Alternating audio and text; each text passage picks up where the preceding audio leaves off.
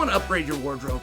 Are you looking to add in some new basic tees, some creative designs for your everyday wear? Into the AM, it's a team of artists and creators, and they all share the common vision of using clothing to express to the world what drives you. Into the AM, these guys have developed premium apparel that elevates self-expression, and guys, it provides unparalleled comfort. Their team handcrafts every garment with care. They use the highest quality fabrics and eco-friendly inks. These t-shirts are extremely soft and extremely versatile. You can click the link on my description. I'm gonna get you 10% off on these premium tees. Into the AM's promise is a 30-day money-back guarantee paired with hassle-free returns and lightning fast shipping. They are also running a bundle deal for their graphic tees. Get 3 of them right now for $60. So click the link below. That's gonna get you an additional 10% off. Dricus DuPlessi turned down Israel Adesanya. Of course, I'm talking about UFC 300.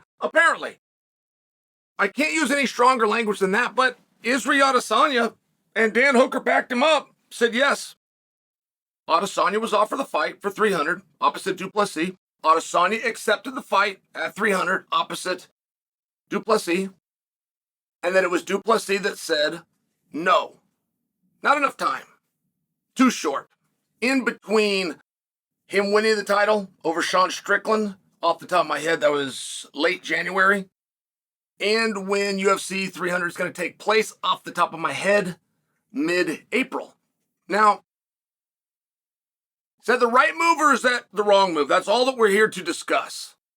There's no way that Hooker and Izzy have a misunderstanding or have band together to launch a false rumor.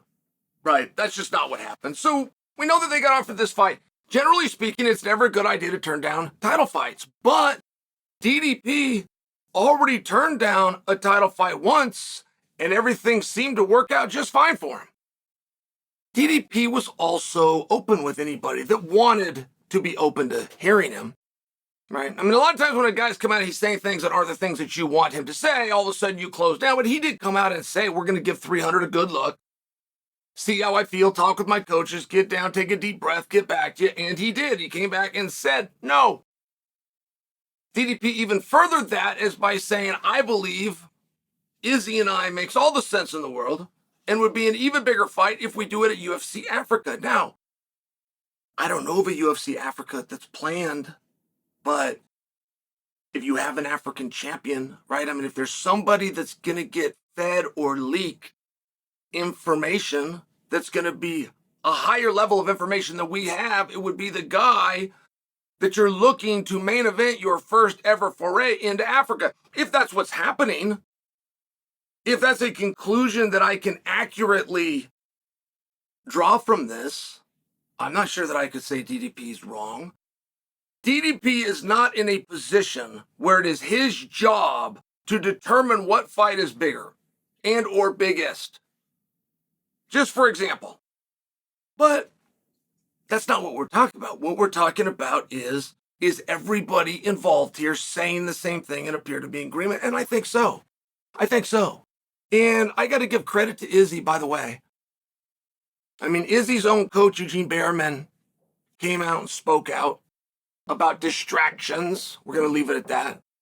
That had been getting the best of Izzy. Izzy himself wanted to talk about fighting so little. At one point he said, when I come back to fight, it's going to be in a striking realm and it's going to be in 2027, which was purely Izzy's way of saying, you guys are driving me nuts. Leave me alone. Okay, fair enough. We went from leave me alone to the company needs a favor. And you marry that with the idea, I got a shot to get my belt back. And not to mention you sprinkle on top of that a fresh opponent. That's one thing that nobody really understands about Izzy. Putting your head in the mind of Adesanya is a hard thing to do. Because he's experienced a level of success, a notoriety, a fame, a love, an economic standing, everything right down the line that so many of us dream of, he actually got. So what do you want to do then? Is more a good motivator, or does it do the opposite like it does to so many other people? Where the thought of the fall, of losing that fame, of losing of what you're grasping onto, becomes more of a detriment than the incentive of going out and getting it again or reproving or going up even higher. It just becomes a very interesting place where we attempt to judge Adesanya and we attempt to say, well, if I was him, without standing back and going, man, I don't know very many people anywhere that ever been like him. But I do know he took this on short notice. I do know his feud with DuPlessi is real. I do know his standing within the company and being a company guy and putting other people's needs in front of his own are real. I also know the day before when Eugene Berriman came out, said, man, we're at least a month from getting into real training, and it's going to be a month after that just to return my athlete to pre-break conditions. Means that Izzy agreed to fight DuPlessi on what the experts that know Izzy best said he wouldn't be at his best. And that's interesting to me.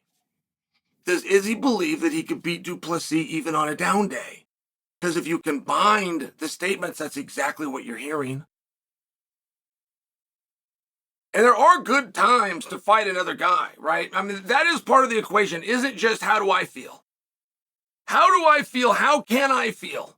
Today is towards the end of January and I'm world champion. The fight they want me to do is midway through April. How would I possibly know how I'm going to feel midway through April? Well, another thing that you want to consider is how's he going to feel? I know he won't be at his best, and here's why I know it. Do you take that into consideration? It appears that DuPlessi did not. It appears that DuPlessi very selfishly just looked at his own self. And by the way, selfish in this context, I'm giving a compliment. To be champion, to be an athlete, you need to be very selfish. The trainers are the ones that are selfless. So I don't question DuPlessi here. I'm just trying to observe it. I'm just trying to stand back and look at it. There does appear to be something within that specific opponent, Israel Adesanya, that DuPlessi takes pause. There does. And with fighters, they don't ever like to admit that. They think that that's a sign of weakness. I don't know why that's a sign of weakness. I don't know why as a fighter, particularly as a champion of the world, you're not allowed to compliment somebody every now and then. I don't know why as champion of the world, you're not allowed to say, I would not get in there with that specific person unless I was at my peak. I would do things with other opponents. I would short notice many a men, but not him. I don't know why that's bad. But it does appear to be the case. Now, I told you guys long before 300 and the main event and the final announcements, I told you those offers were out. Those guys, both Adesanya and DDP, believed it was for the main event. And I asked them, I doubled down. I said, hey, I know you believe it is. I believe it is too. But I want to know, was that verbiage used? Did Dana White say to you, main event? And they both said no.